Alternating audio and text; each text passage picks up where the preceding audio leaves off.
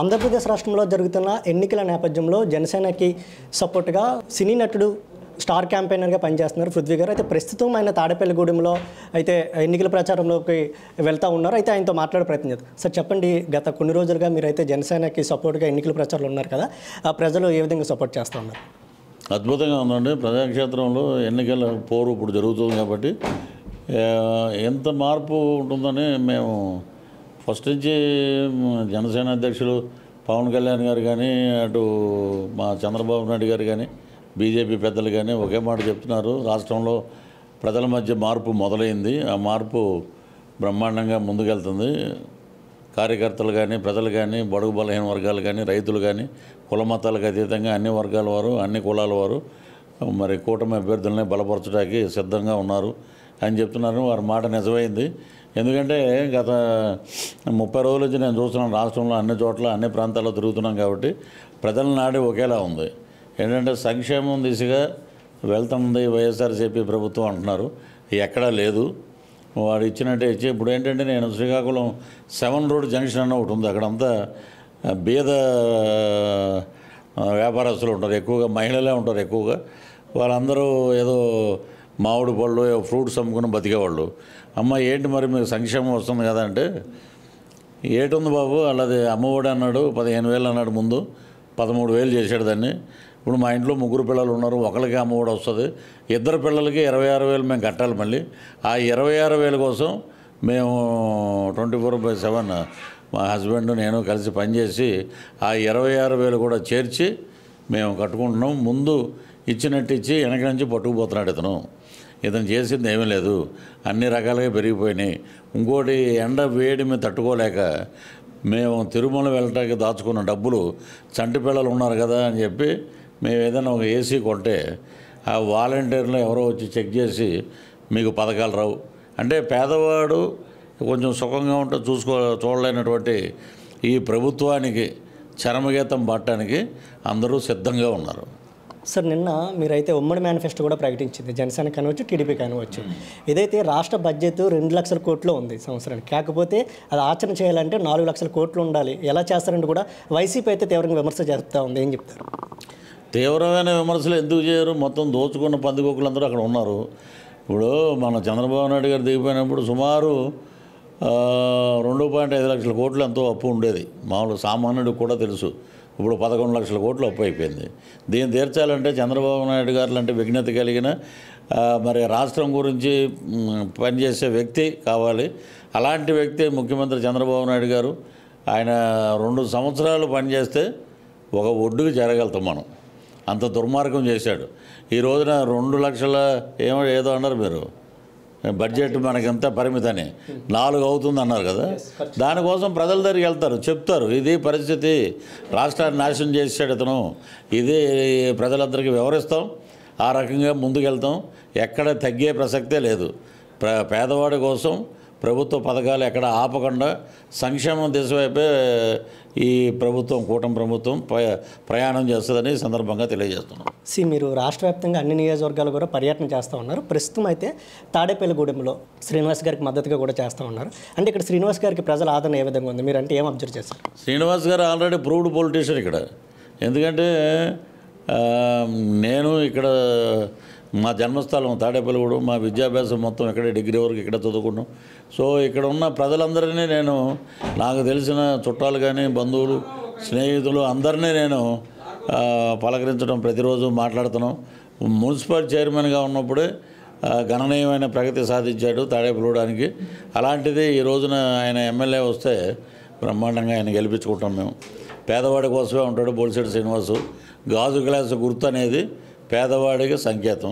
వాళ్ళు అన్నట్టు సింకులో ఏమి ఉండదు. అది మనకు డబ్బులు లేవు కాబట్టి మనం రోజు గ్లాసులో సింకులో వేసి నీళ్ళల్లో కడుక్కుంటాం, దాంట్లో గంజి తాగుతాం, టీ తాగుతాం, పాయసం తాగుతాం. అది మన ధర్మం. వాళ్ళు దోచుకున్నారు కాబట్టి మన గాలి జనార్దన్ రెడ్డిలాగా బంగారం గ్లాసులు కొనుక్కుంటారు, ఒకసారి తాగేస్తారు, పాడేస్తారు. ఈ రోజున మే 13న ఒక అద్భుతం జరగాలని, జరుగుతుందని రాష్ట్ర ప్రజలందరూ ఎదురు చూస్తున్నారు. అదేంటంటే పులివెందుల్లో బీటెక్ రవి, తెలుగుదేశం సభ్యుడు, ఆయన అక్కడ ఎమ్మెల్యే క్యాండిడేట్గా పోటీ చేస్తున్నారు. మొన్నటి ఇచ్చిన షాక్కి ఇక్కడ ఏంటంటే అధికార పార్టీ ముఖ్యమంత్రి కాబట్టి ఎన్ని రకాలైన ప్రలోభాలు చేయొచ్చు, అధికారం మతంతో ఏదైనా చేయొచ్చు. కానీ అక్కడ పరిస్థితి ఇప్పుడు రివర్స్లో ఉంది.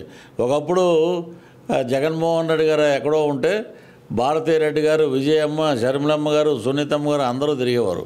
ఈ రోజున భారతిరెడ్డి గారు ఒక్కళ్ళే తిరుగుతున్నారు. అక్కడ ప్రజల్లో ఏ గుమ్మానికి వెళ్ళినా వివేకానంద రెడ్డిని గొడ్డలతో నరికేసి దారుణంగా చెల్లికి న్యాయం చేయలేనోడు మళ్ళీ ఎలా తిరుగుతున్నాడు, ఇక్కడ ఎలా తిరుగుతారు వీళ్ళంతా. కాబట్టి అక్కడ ఏమన్నా ఒక చిన్న అద్భుతం జరిగిందంటే రాష్ట్రం మొత్తం మునిగిపోయినట్టే లెక్క. వాళ్ళు ఏదో వైనాట్ 175 అంటున్నారు. ఈసారి 175 మేమే గెలుస్తాం, ఇంకెందుకు ఏకగ్రీవంగా మేమే మొత్తం ప్రభుత్వం ఎలక్షన్ లేకుండా మీరే పెట్టేసుకోవడం మాకెందుకు. అది అహంకారం, అది ఆ అధికార దాహం, మదం, వాటికి అన్నిటికీ ఫుల్ స్టాప్ మే 13. ఇప్పుడు మీరు చెప్పినట్టు జగన్ కూడా వైనాట్ 175 అంటున్నారు. మీ ఇంట్లో మంచి జరిగితేనే ఓట్లేనంటూ కూడా ధైర్యంగా చెప్తున్నారు. అంటే సింహం సింగిల్గా వస్తుంది. ఎంతోమంది అంటే కూటములు ఈ జెండలు జత కట్టడం మీ ఏజెండా అని అంటున్నారు కదా, మరి ఏం డైలాగులు బాగుంటాయి. మేము చాలా చెప్పాము. ఇక్కడ డుంబు 6 అడుగులు ఆటం బాంబు అని అంటే అయిపోద్దా సినిమా, అది డైలాగ్. అది సింహం సింగిల్గా వస్తే జనారణ్యంలో వస్తే జూలో ఫారెస్ట్ ఆఫీసర్లు వచ్చి లోపల దొబ్బుతారు. ఆడ ఉన్నాడు అక్కడ సజ్జల రామకృష్ణారెడ్డి అని ఒక అతనేంటి సింహం సింగలు, మిగతా వాళ్ళంతా చిరంజీవి గారిని ఆయన మాట్లాడితే నిజంగా వైసీపీలో ఉన్న కాపులందరూ ఇమ్మీడియట్గా రాజీనామా చేసి నువ్వు ఎవడవరా, నువ్వు రెడ్డి అయితే మాకేంట్రా, కాపులను నువ్వు మాట అంటావా, జే నీ పదవి నాకు అనవసరం అని వచ్చి అక్కడ బూట్లు నాకే ఓడాడు ఆ తొర్రిపల్లి నాని. అక్కడ ఉన్న కాపులంతా వీళ్ళందరూ కాపు జాతి గురించి మాట్లాడటం నిజంగా దౌర్భాగ్యం. అదే మా రంగా గారు ఉన్నప్పుడు కాపు జాతి అంటే తలెత్తుకుని ఇలా సెల్యూట్ చేసేవారు. అలాంటి వ్యక్తులు ఉన్నారు కాపు లీడర్స్లో. అలాంటి ఏదో మాట్లాడతారు, ఏదో ఏది పడితే అది మాట్లాడితే అది జరగదు, చెల్లదు.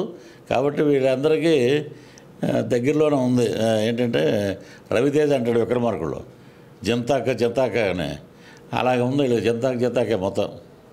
సార్ ఫైనల్గా ఎవరైతే జనసేన టికెట్లు ఆశించి భంగపడ్డా ఇక్కడ ఈ జిల్లాకు చెందిన అంటే పక్క జిల్లాకు చెందిన పితాని బాలకృష్ణ కానివచ్చు, పోతిని మహేష్ కానివచ్చు, వాళ్ళకి బయటకు వెళ్ళిన తర్వాత పవన్ కళ్యాణ్పై కూడా వ్యక్తిగతంగా తీవ్ర విమర్శలు చేస్తూ ఉన్నారు. అటువంటి అభ్యర్థులకు బయటకు వెళ్ళిపోయిన వారికి ఏం చెప్తారు పృథ్వీ గారు? ఇప్పుడు మన ఇంట్లో తండ్రి ఉన్నాడు అనుకోండి, ముగ్గురు కొడుకులకి ఒక పెద్దోడు చాలా అమాయకుడు, మిగతా ఇద్దరు చాలా షార్ప్ అని చెప్పి పెద్దోడు ఎటు తిరిగి ఏం బయటికి వెళ్ళి సంపాదించినాడు కానీ కొంచెం ఆస్తి ఎక్కువ ఇస్తే ఇద్దరు పిల్లలు తక్కువ ఇస్తేనే నా తండ్రి అప్పుడు దాకా గోరుముద్దలు బంగారు గిన్నెలు పెట్టాడన్న తండ్రిని తల్లిని వీళ్ళు ఎందుకు పనికిరాని ఎదవలు అది ఇదని మాట్లాడతారు. ఆడేదో పోతిన మహేష్ ఉన్నవాడు ఎవడో తెలుసండి, జనసేన పార్టీ లేకపోతే ఆడెవడో. మళ్ళీ ఇంకోటి పెద్ద పైగా ఒకటి నీతి మాటలు ఒకటి ఏంటంటే రాష్ట్రంలో ఎక్కడ చూసినా కొబ్బరి బొండాలు నరికే కత్తి ఉంటుంది, దాంతో నా ఎడం చేయి నరికేటి పార్టీ మారితే అన్నాడు. ఇవన్నీ ఏంటంటే ఎంత చెరిగిపోయి వీళ్ళకి అయిపోయింది. సోడా కొట్టేసారు వెళ్ది, ఇక వీళ్ళు కొట్టుకోవటానికి ఏముండదు, ఉత్తి గోలీ సోడా అయిపోయింది. అది ఆ సోడా లేనిది ఏంటంటే అక్కడ చేరటం, వాళ్ళు ఏదో బిస్కెట్లు పడేస్తారు, బిస్కెట్లు ఆ ఉన్న రోజులు ఆ డబ్బులు కనబడతాయి అందంగా. మరి ఆ రకంగా పితాని బాలకృష్ణ గారు వెళ్ళిపోయినా, ఇంకొకటి వెళ్ళిపోయినా, రేపొద్దున ఇంకొకటి వెళ్ళిపోయినా దానివల్ల ఉపయోగం లేదు. పవన్ కళ్యాణ్ గారు అన్నారు స్వచ్ఛమైన పరిపాలన కావాలంటే స్వచ్ఛంగా ఉండే నాయకులే ఉండాలి. బొలిశెట్టి శ్రీనివాస నాయకుడు నా పక్కన ఉన్నాడు, మిగతా వాళ్ళు ఎవరు లేకపోయినా పర్వాలేదు దొబ్బేయండి అన్నాడు ఆయన. ఇదేంటంటే ఎప్పుడైనా వాళ్ళకి మా ఎమ్మెల్యే గారు అలాగే జనసేన అధ్యక్షుడు 21 తీసుకున్నారేంటి, ఆయన 60 అడగాలి, ఆయన 105 రావాలి. 105 ఇచ్చామరా నాయన, ఎంతమందిని గెలిపించారు మీరు? ఒక రాపాక వరప్రసాద్ అని ఒక ఎదవని గెలిపించారు. ఆడు తల్లిపాలు తాగే రొమ్ము కుదినట్టు ఆడట్టు పోయాడు. ఆడికి ఇంక చరిత్ర అయిపోయింది చీటి. ఇప్పుడు ఇలాగే ఈ పోతిన మహేష్ అనేవాడు కూడా రేపు పొద్దున్న అక్కడ చంద్రబాబు నాయుడు గారు ముఖ్యమంత్రిగా ప్రమాణం చేస్తారు.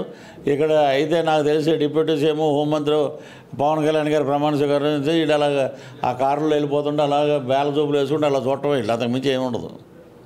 అది సార్ వైసీపీ మంత్రి రోజాని మీరు వ్యక్తిగతంగా విమర్శలు కూడా చేస్తూ ఉంటారు సార్. అంటే అది రాజకీయ విమర్శలు అనుకోవాలా లేదంటే వ్యక్తిగత విమర్శలు? వ్యక్తిగత విమర్శలు చేయటం ఆవిడేమన్నా నా బంధువా, నా మరదలా, లేకపోతే నా అక్క చెల్లె వ్యక్తిగతంగా చేయటానికి కాంట్రవర్సీ క్రియేట్ చేస్తూ ఉంటాం. కాంట్రవర్సీ అది క్రియేట్ చేస్తుంది, మేము చేయము. ఆవిడ ఏది పడితే అది మాట్లాడి ఆడు దరిద్రుడు, ఈడు దరిద్రుడు, ఆడు పనికి మాలోడు, ఈడు పనికి మాలోడు అనే మాటలు నువ్వెందుకు మాట్లాడతావు? నువ్వు ఆడదానివే కదా, నీకు లేదా నీకు తల్లి. ఇప్పుడు ఈవిడ మాట్లాడే డైలాగులు మోహన్ బాబు సినిమా గుర్తొస్తుంది నాకు. తల్లి చెల్లి లేని ఏ గల్లీలో లేని సిల్లి నా కొడుకుని అంటాడు ఆయన. ఆ టైపులో మాట్లాడుతుంది మగవాళ్ళలాగా. నీకు ఇచ్చిన ఎర్రమట్టిని దున్నుకున్నావు, ఇసుకని దోచి పడిదొబ్బావు, నీ దగ్గర బ్యాంక్ బ్యాలెన్స్ కూడా బెంచ్ కార్లు ఉన్నాయి, ఇల్లు బ్రహ్మాండమైన 1000 కోట్ల పైన నువ్వు నొక్కేసావు. నువ్వు మాట్లాడే దాంట్లో అర్థం ఎక్కడ ఉంది? వ్యక్తిగత విమర్శలు చేయటానికి ఆమె మా తాడేపల్లి కూడా నివాసి కాదు. ఏదైనా పోనీ తెలిసిందే ఏదైనా మాట్లాడిందని అంటాకి. ఎక్కడో ఉండి ఎక్కడి నుంచో వచ్చావు నువ్వు. సినిమా వాడిని తిట్టాక నీ కాకు ఎక్కడుంది? నువ్వు వచ్చేది సినిమా నుంచే కదా, అవునా? సినిమా నుంచి వచ్చింది, సినిమా గురించి మాట్లాడుతుంది. ఎంత తప్పది? కాబట్టి ఆమె కూడా వెళ్ళిపోయే మధుర క్షణాలు దగ్గరలో ఉన్నాయి. సార్, ఫైనల్గా పిఠాపురం నియోజకవర్గ ప్రజలకు ఏం చెప్తున్నారు? పిఠాపురం నియోజకవర్గ ప్రజలు ఒకటే మాట చెప్పారు. ఎవడో ఏంటంటే మొలతాడు లేనోడు, ఆడేవాడు నేను పేరు మార్చుకుంటానన్నాడు. అదే పేరు మార్చుకుంటా అంటే, ఒరే నాయన ముద్రగడ పేరు మార్చుకుంటే బారసాలకు బోల్ డబ్బులు ఖర్చు పెట్టాలి మనం. నువ్వేమన్నా మామూలుడు కొబ్బరికాయలు కొట్టుకునేవాడు కాదు కదా. నువ్వు ఏదో పెట్టావు కాపు జాతి నాయకుడు అది ఇదని. నేను పిలవాలంటే గర్లంపూడి మొత్తం అటు మిథున్ రెడ్డి రావాలి, ఇటు సుబ్బారెడ్డి రావాలి, ఇంకొక రెడ్డి రావాలి, జగన్మోహన్ రెడ్డి రావాలి. ఇటు పేరు మార్చడానికి అది అతని పేరు ఆల్రెడీ ఇప్పుడు ముద్రగడ అని ఆయన చెప్పుకుంటున్నాడు. ఇది పనికి మాలినోడు అని చెప్పి పేరు మార్చారు ఆంధ్ర రాష్ట్ర ప్రజలు. కాపులు అయితే ఏమన్నారు, ఏదన్నా రెడ్డి కాపు అన్నారు. అయిపోయింది, ఇంకేంటి?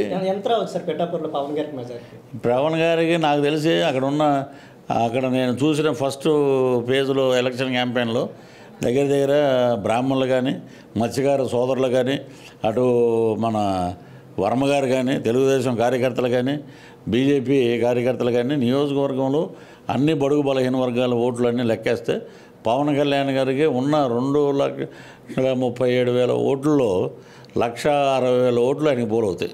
అంటే చిరంజీవి గారి పర్యటన కూడా ఉంటుందని చెప్తున్నారు. ఉండే అవకాశం ఏమో దాచుకోము ఇలాగా. ఇప్పుడు సింహం సింగలు ఏదో నక్కలు ఒక్కలని మమ్మల్ని అన్నాడు. ఒరే ఎదవల్లారా, మా సింహం దిగుతుందిరా, మా సింహం కూడా సింగల్గానే వస్తుంది, చూసుకోండి ఏంటనేది. 10 ఏళ్ళు సైలెంట్గా కూర్చున్నాడు. ఒక్కసారి జూలు వదిలిచి ముందుకు దూకుతాడు అంతే.